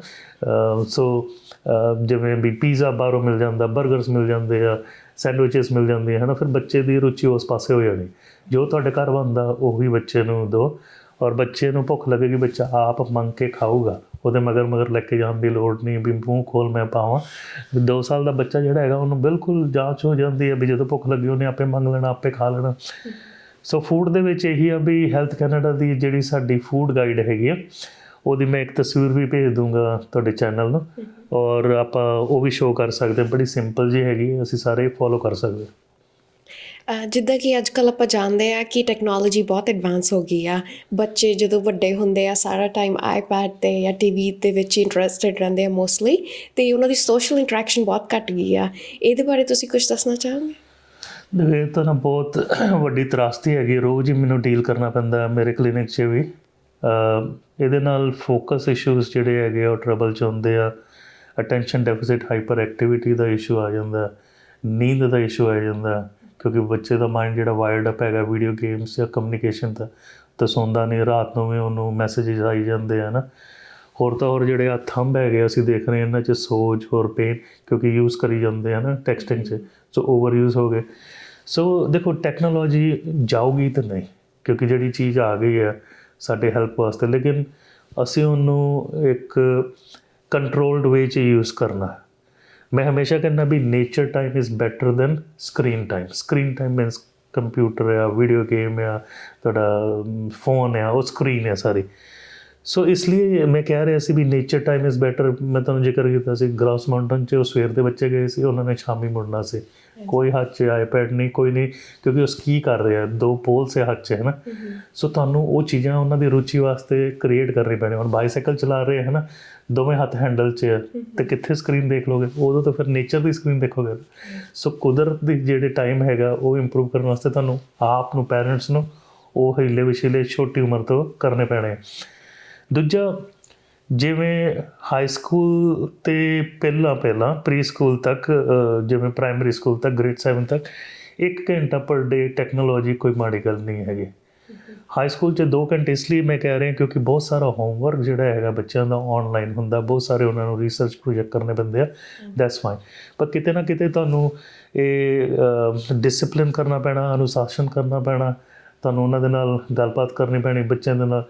ਦੇਖੋ ਹਮੇਸ਼ਾ ਕਮਿਊਨੀਕੇਸ਼ਨ ਇੰਪੋਰਟੈਂਟ ਹੁੰਦਾ, ਔਰ ਜਿੱਥੇ ਵੀ ਕੋਈ ਵੀ ਰਿਸ਼ਤੇ ਦੇ ਦਰਾਰ ਹੁੰਦੀ ਹੈ ਉਹ ਕਮਿਊਨੀਕੇਸ਼ਨ ਫੇਲੀਅਰ ਕਰਕੇ ਹੀ ਹੁੰਦੀ ਹੈ। ਬਾਬਾ ਨਾਨਕ ਕਹਿੰਦੇ ਜਦ ਤੱਕ ਦੁਨੀਆ ਨਾਨਕ ਰਹੀ ਹੈ ਕੁਛ ਸੁਣੀਏ ਕੁਛ ਕਹੀਏ। ਪਹਿਲਾਂ ਬੱਚੇ ਦੀ ਗੱਲ ਸੁਣੋ, ਫਿਰ ਬੱਚੇ ਨੂੰ ਕਹੋ। ਹੁਣ ਮੇਰੇ ਬੱਚੇ ਬਹੁਤ ਹਾਈਲੀ ਐਜੂਕੇਟਿਡ ਹੈਗੇ। ਦੇਖੋ ਇੱਕ ਮੈਂ ਸਟੇਟਮੈਂਟ ਕਰਨ ਲੱਗਾ, ਲੇਕਿਨ ਹੁਣ ਮੈਂ ਐਕਸਪਲੇਨ ਕਰੂੰਗਾ। ਬੱਚਿਆਂ ਨੂੰ ਨਾ ਪੜ੍ਹਾਓ। ਤੁਸੀਂ ਕਹੋਗੇ ਵੀ ਹੁਣ ਇੰਨੀ ਸਾਰੀ ਕਹਾਣੀ ਕਰ ਲਈ ਐਜੂਕੇਸ਼ਨ ਦੀ, ਹੁਣ ਤੁਸੀਂ ਕਹਿੰਦੇ ਬੱਚਿਆਂ ਨੂੰ ਨਾ ਪੜ੍ਹਾਓ, ਬੱਚਿਆਂ ਨੂੰ ਪੜ੍ਹੋ। ਰੀਡ ਯੋਰ ਚਾਈਲਡ। ਜਦੋਂ ਤੁਸੀਂ ਆਪਣੇ ਬੱਚੇ ਨੂੰ ਰੀਡ ਕਰ ਲਿੱਤਾ, ਤੁਸੀਂ ਉਹ ਰਿਸੋਰਸਿਸ ਕ੍ਰੀਏਟ ਕਰ ਲਿੱਤੇ, ਬੱਚੇ ਨੇ ਆਪੇ ਪੜ੍ਹਨਾ ਸ਼ੁਰੂ ਹੋ ਜਾਂਦਾ। ਸੋ ਉਹਨਾਂ 'ਤੇ ਪ੍ਰੈਸ਼ਰ ਨਾ ਪਾਓ, ਫੋਰਸ ਨਾ ਕਰੋ ਵੀ ਤੈਨੂੰ ਆਹੀ ਕਰਨਾ ਪੈਣਾ, ਇਹੀ ਕਰਨਾ। ਉਹਨਾਂ ਦੀ ਵੀ ਗੱਲ ਸੁਣੋ। ਇੱਕ ਨਾ ਕਲਾ ਹੁੰਦੀ ਹੈ, ਇੱਕ ਆਰਟ ਹੁੰਦੀ ਹੈ ਜਿਹੜੀ ਹੌਲੀ ਹੌਲੀ ਡਿਵੈਲਪ ਹੁੰਦੀ ਹੈ। ਆਪਾਂ ਕਿਸੇ ਨੂੰ ਸਿਖਾ ਨਹੀਂ ਸਕਦੇ। ਮੈਂ ਵੀ ਜਿਹੜੀ ਹੈਗੀ ਗਲਤੀਆਂ ਕਰ ਕਰਕੇ ਸਿੱਖੀਆਂ, ਹੈ ਨਾ। ਮੈਂ ਵੀ ਚਪੇੜਾਂ ਖਾਧੀਆਂ ਹੋਈਆਂ ਆਪਣੀ ਮਾਂ ਤੋਂ। ਸੋ ਹਰ ਇੱਕ ਦਾ ਪੈਰੈਂਟਿੰਗ ਸਟਾਈਲ ਔਰ ਸਕਿੱਲਸ ਅਲੱਗ ਹੁੰਦਾ। ਅਸੀਂ ਉਹ ਯੂਜ਼ ਨਹੀਂ ਕੀਤਾ ਸੀ ਫਿਜ਼ੀਕਲ ਪਨਿਸ਼ਮੈਂਟ, ਬਟ ਅਸੀਂ ਵੀ ਕੋਈ ਇੰਨੇ ਜ਼ਿਆਦਾ ਮਾਹਿਰ ਨਹੀਂ ਸੀ।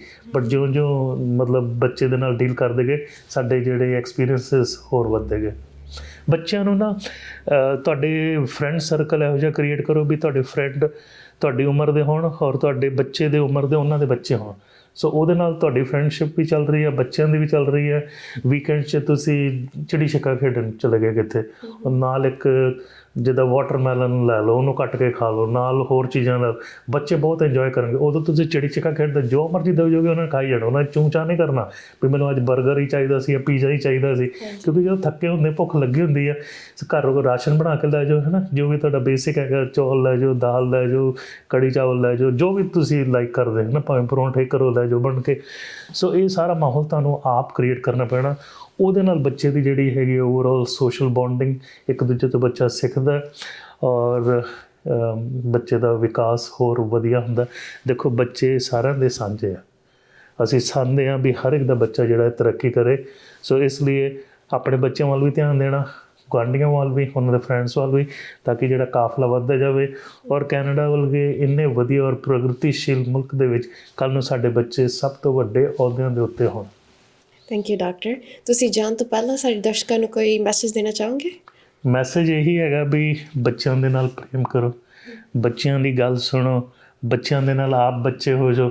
ਅਜੇ ਮੈਂ ਨਾ ਕਦੇ ਜਿੱਦਾਂ ਘੋੜਾ ਬਣ ਕੇ ਅਤੇ ਮੇਰੇ ਬੱਚੇ ਵੱਡੇ ਹੋ ਗਏ, ਕਹਿੰਦਾ ਬਹਿ ਜਾਓ ਆਪਾਂ ਹੁਣ ਘੋੜਾ ਕੱਢੀਏ। ਸੋ ਬੱਚਿਆਂ ਨਾਲ ਖੇਡੋ, ਕਿਉਂਕਿ ਨਾਨਕ ਸਤਿਗੁਰ ਭੇਟੀਏ ਪੂਰੀ ਹੋਵੇ ਜੁਗਤ, ਹੱਸੰਦਿਆਂ ਖੇਲੰਦਿਆਂ ਪਹਿਨੰਦਿਆਂ ਖਾਵੰਦਿਆਂ ਵਿੱਚ ਹੋਵੇ ਮੁਕਤ। ਲੇਕਿਨ ਜਿਹੜੀ ਸਪਿਰਿਚੁਅਲ ਐਲੀਮੈਂਟ ਹੈ ਉਹ ਵੀ ਰੱਖਣਾ ਚਾਹੀਦਾ, ਕਿਉਂਕਿ ਉਹ ਤੁਹਾਡਾ ਅੰਦਰ ਐਂਕਰ ਪੁਆਇੰਟ ਹੈ। ਹੁਣ ਜਿੱਦਾਂ ਹੁਣ ਇਹ ਘਰ ਹੈਗਾ ਨਾ, ਇਹਦੇ ਸਟਰਡਸ ਹੈਗੇ ਆ, ਫਰੇਮਸ ਹੈਗੇ ਆ, ਜੋ ਮੰਦਰ ਕੋ ਥਾਮੇ ਥੰਮਣ ਤਿਉ ਗੁਰ ਕਾ ਸ਼ਬਦ ਮੰਨਿਆ ਸਥੰਭਣ। ਸੋ ਪਰਮੇਸ਼ਵਰ ਦਾ ਨਾਮ ਜਿਹੜਾ ਹੈਗਾ ਉਹ ਤੁਹਾਡੇ ਮਾਈਂਡ ਦਾ ਐਂਕਰਿੰਗ ਸਪੋਰਟ ਹੈਗਾ। ਜਿੱਦਾਂ ਇਹ ਸਟਰਡਸ ਜਿਹੜੇ ਹੈਗੇ ਇਸ ਆਫਿਸ ਨੂੰ ਸਪੋਰਟ ਕਰਦੇ। ਸੋ ਉਹਨਾਂ ਨੂੰ ਫਿਜ਼ੀਕਲ ਨੌਲੇਜ ਦਿਓ, ਸਪਿਰਿਚੁਅਲ ਨੌਲੇਜ ਦਿਓ, ਸਾਇੰਸ ਦੀ ਨੌਲੇਜ ਦਿਓ, ਹਰ ਇੱਕ ਚੀਜ਼ ਦਿਓ, ਔਰ ਕੋਸ਼ਿਸ਼ ਕਰੋ ਵੀ ਉਹ ਅੱਛੇ ਇਨਸਾਨ ਬਣ ਜਾਣ ਤਾਂ ਕਿ ਦੇਸ਼ ਦੀ ਸੇਵਾ ਕਰਨ। ਨਾਮ ਫਿਰ ਤੁਹਾਡਾ ਹੀ ਸਾਡਾ ਹੀ ਰੋਸ਼ਨ ਹੋਊਗਾ, ਹੈ ਨਾ। ਬਹੁਤ ਬਹੁਤ ਧੰਨਵਾਦ। ਖੁਸ਼ ਰਹੋ, ਆਬਾਦ ਰਹੋ, ਹੱਸਦੇ ਰਹੋ, ਵਸਦੇ ਰਹੋ। ਫਿਰ ਮਿਲਾਂਗੇ। ਔਰ ਬਹੁਤ ਬਹੁਤ ਧੰਨਵਾਦ ਸ਼ੇਫਾਲੀ ਜੀ ਔਰ ਰੋਬਿਨ ਜੀ ਔਰ ਪ੍ਰੀਤੀ ਜੀ, ਬਹੁਤ ਸੋਹਣਾ ਕੰਮ ਕਰ ਰਹੇ ਹੋ। ਔਰ ਜਦੋਂ ਤੁਸੀਂ ਫਿਰ ਅਗਲੀ ਵਾਰ ਆਓਗੇ ਤੁਹਾਡੇ ਦਰਸ਼ਨ ਫੇਰ ਕਰਾਂਗੇ। ਹੱਸਦੇ ਰਿਹਾ ਕਰੋ, ਹੱਸਣਾ ਬਹੁਤ ਅੱਛੀ ਇੰਪੋਰਟੈਂਟ ਗੱਲ ਹੈ। ਹਾਂਜੀ, ਜਿੱਦਾਂ ਕਿ ਤੁਸੀਂ ਦੇਖ ਸਕਦੇ ਹੋ, ਅੱਜ ਅਸੀਂ ਗੱਲ ਕੀਤੀ ਸੀ ਡਾਕਟਰ ਪ੍ਰਗਟ ਸਿੰਘ ਜੀ ਦੇ ਨਾਲ। ਇਹੋ ਜਿਹੇ ਹੋਰ ਹੈਲਥ ਟੌਪਿਕ ਲੈ ਕੇ ਅਸੀਂ ਫੇਰ ਆਉਂਦੇ ਰਹਾਂਗੇ। ਉਨੀ ਦੇਰ ਦੇਖਦੇ ਰਹੋ VTV ਕੈਨੇਡਾ। Thank you.